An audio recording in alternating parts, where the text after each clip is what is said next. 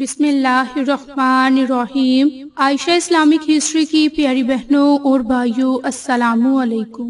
آج کی اس ویڈیو میں آپ کے ساتھ ذی الحج کی پہلی جمعرات کے دن قرآنی کلمات کا خاص وظیفہ، خاص عمل ذکر کروں گی، اور اس قرآنی کلمات کے پڑھنے سے آپ کو 5 بڑے فائدے حاصل ہوں گے۔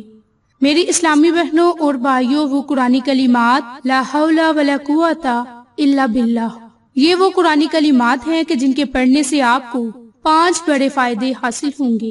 تو میری اسلامی بہنوں اور بھائیوں، پہلے میں آپ کے ساتھ ان قرآنی کلمات کی خاص فضیلت، خاص برکات ذکر کروں گی، اور ساتھ ہی ساتھ آپ کو 5 بڑے فائدے اور معجزات ذکر کروں گی۔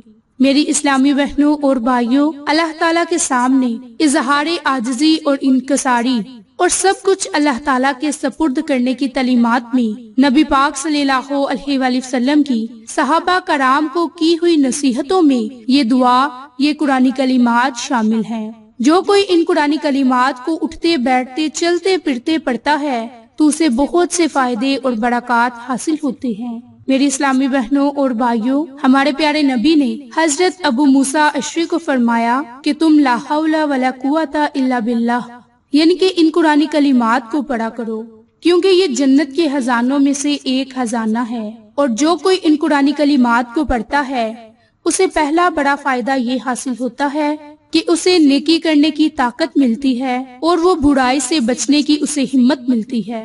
میری اسلامی بہنوں اور بھائیوں، جو کوئی ان قرآنی کلمات کو پڑھے گا، اس کے جائز مقاصد میں اسے کامیابی عطا فرمائے گا۔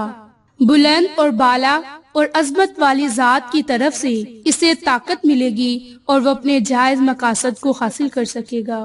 تیسرا بڑا فائدہ، اس ذکر کی برکت سے آپ کو تنگی سے نکلنے کا رستہ مل جائے گا، کیونکہ فرمانے باری تعالیٰ ہے کہ ان قریب اللہ تعالیٰ مشکل کے بعد آسانی فرمائے گا۔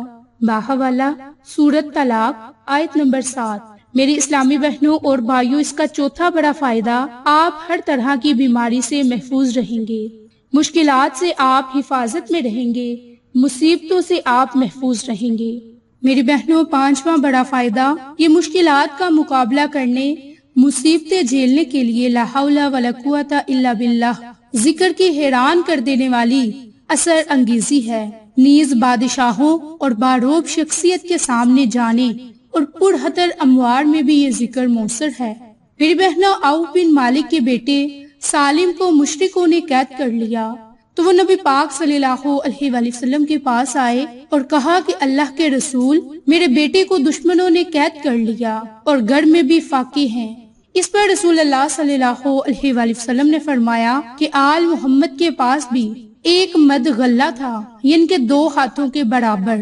تقوی الہی اختیار کرو، صبر سے کام لو، اور لا حول ولا قوت الا باللہ کو کثرت سے پڑھو۔ ایک روایت میں یہ بھی ہے کہ آپ نے انہیں اور ان کے بیٹے کی ماں کو بھی کثرت سے اس ذکر کا حکم دیا۔ اس پر انہوں نے عمل کیا، اور عوف بن مالک اپنے گھر میں ہی تھے کہ ان کا بیٹا واپس آ گیا اور دشمنوں کو پتہ تک نہ چلا۔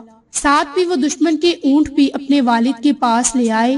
ان دنوں ان کی مالی حالات بہت ہی کمزور تھے، اس کے باوجود وہ رسول اللہ صلی اللہ علیہ وآلہ وسلم کے پاس آئے اور بیٹے کے بارے میں خبر بتلائی، اور یہ بھی بتلایا کہ وہ ساتھ میں دشمن کے اونٹ لے آیا۔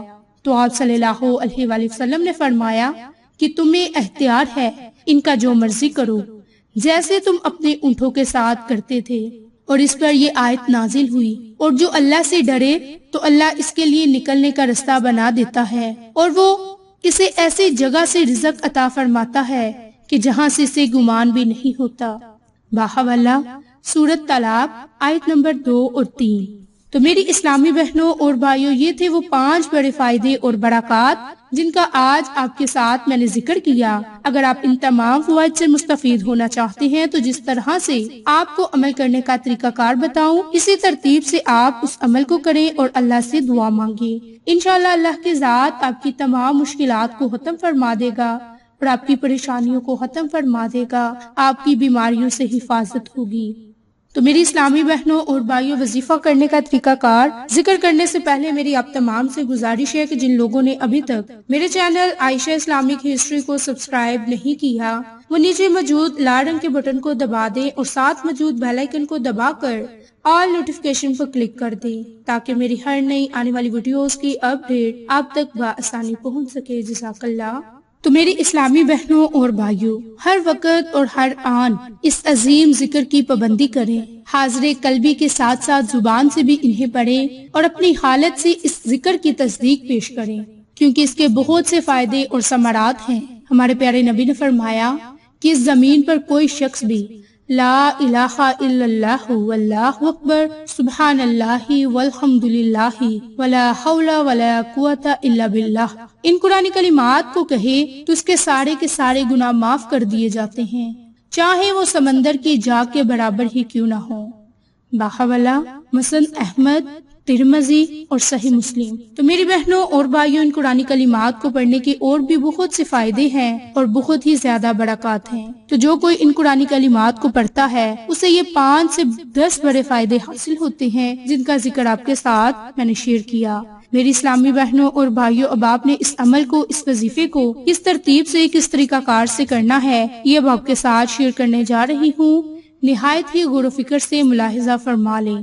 میری بہنوں اور بھائیوں، آپ نے جمعرات کے دن چلتے پھرتے، اٹھتے بیٹھتے ہاتھ کی انگلیوں پر باوضو حالت لا حول ولا قوت الا باللہ، لا حول ولا قوت الا باللہ، یہ جنت کے خزانوں میں سے ایک تسبیح ہے۔ اس قرآنی کلمات کو آپ نے 100 مرتبہ پڑھنا ہے، اور یہ قرآنی کلمات آپ نے جمعرات کے دن لازم پڑھنے ہیں۔ اگر آپ چاہیں تو جمعہ کے دن بھی پڑھ سکتے ہیں، کیونکہ یہ ذی الحج کی پہلی جمعرات ہے اور یہ ذی الحج کی بڑی ہی بابرکت جمعرات ہے، لہٰذا ہمیں چاہیے اس جمعرات کی برکت سے فائدہ اٹھائیں اور اسلامی بہنوں اور بھائیوں، ان قرآنی کلمات کو رات ہونے سے پہلے ضرور پڑھیں، کیونکہ ان قرآنی کلمات کو پڑھنے سے ہمیں 99 بیماریوں سے بھی شفا ملتی ہے، اور اس کے علاوہ ہماری مشکلات ختم ہو جاتی ہیں، پریشانیاں ختم ہو جاتی ہیں۔